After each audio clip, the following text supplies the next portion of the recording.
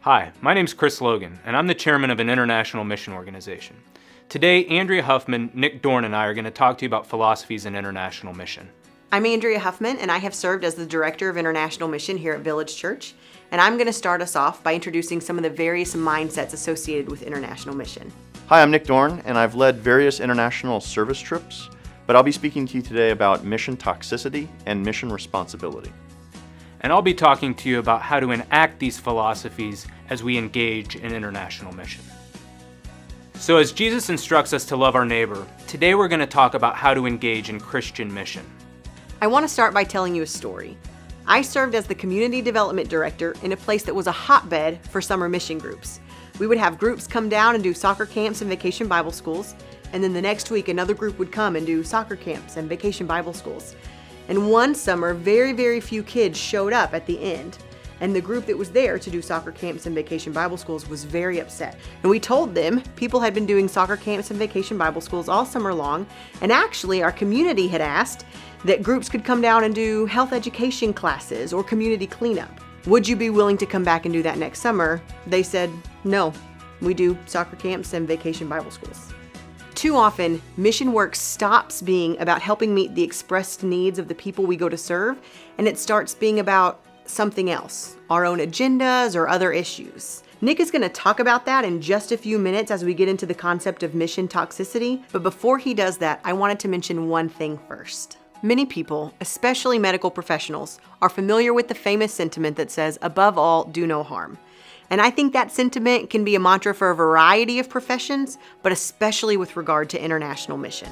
You see, compassion can be a dangerous thing.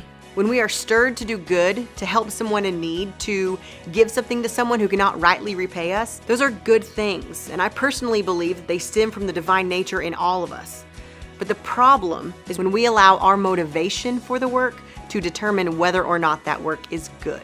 And the hard truth is, when it comes to international mission, it's just not that black and white. Instead, we want the service that we do to be in response to the expressed needs of the people we're going to serve. We all know that there's been a long history of negative consequences that have stemmed from good intentions, and we definitely don't want to contribute to that. Because above all, we want to do no harm. So if this is our chief goal, do no harm, then we ought to talk about when humanitarian efforts have a mission toxicity about them. What is toxicity? Well, toxic describes work that harms people in the long run. Some things that may seem good to us or maybe good in our culture are actually bad or harmful when transplanted to other cultures. So what's the opposite of toxic then? Well, it's called responsibility in mission. What we're talking about here is when we look for service opportunities that actually empower the poor, not make them dependent on us. We also support local leaders and organizations and trust them for collaboration, guidance, and direction. The ultimate act or task ahead of us in our work abroad is to be redemptive. Our work must recognize the other as a human being with dignity, to decrease that power gap between giver and receiver. That being said, you'll hear us talk a lot about responsible mission work, about doing mission in a responsible way so as not to do harm to the people with whom we work. As participants in international mission endeavors, we are relying on each of you to ensure that these philosophies, this responsibility in mission work actually gets put into practice. So let's talk a little bit about a few of the basic mindsets that we hope each of you will consider adopting. So here's the number one thing. Every single human on this planet has dignity, an innate and inherent dignity. And this isn't something that we give to them. It's something that we must recognize in the other person. And this can be difficult though, because sometimes people don't recognize it in themselves. They take part in practices or activities that ignore their dignity or that make them feel like they are worth less than they actually are. We have great power as Westerners, as Americans, as foreigners, to recognize and acknowledge the dignity of the people with whom we work. There are many ways to do this, and some of them are really quite simple. For instance, smile, say hello, wave or shake hands. Ask people what their name is, and then use it. Listen attentively when people speak, even if they're speaking through a translator. And don't be afraid to take a little extra time to be personable and get to know people. And remember, it's fine to take pictures of people when you're down on a trip, but be sure to ask permission. We're not here for voluntourism, and we're not here to make a spectacle of people's daily lives. Number 2, recognize our own limitations. All of the international mission work we do is done in partnership with individuals and organizations who are local to the service area. These are men and women who know the language, the culture, and the people.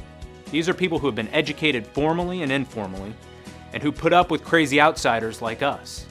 Sometimes we head to other places and we immediately think, you know what, I know more than they do, they can learn from me.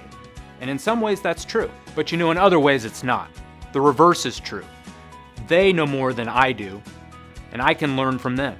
Our partners have a keen sense of what will work and what won't, of what is helpful in the long run and what isn't, and they connect with the people in ways that we will never be able to. Our hope for our groups is that we will be able to relate to our local partners with respect, understanding that there are certain things we just don't know.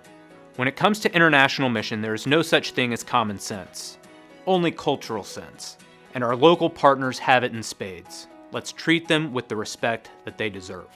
And number 3 is the concept of unity here for unity there. The work we do, the places we go, the cultural differences we struggle with are hard enough without fighting with people from our own group. Now, of course, there will be struggles. You're spending a week of your life thrown together with new people and their stuff and their noises and their personalities. It has potential to be a trying time, but there's some pretty good advice from the Bible that applies here. Do your best, as far as it depends on you, to live at peace with everyone. So how do we do that? We remain flexible. We roll with the flow. We try new experiences. We're willing to get out of our comfort zone. Because remember, it's not about us. It's about the people we're serving. Adopting these mindsets will help you to have a meaningful international experience, to go out into the world to love, learn, and make a lasting impact. We here at Village Presbyterian Church are so glad that you've decided to participate in international mission. And no matter your skill set, whether you can make someone walk or just make someone smile, there's a place for you here.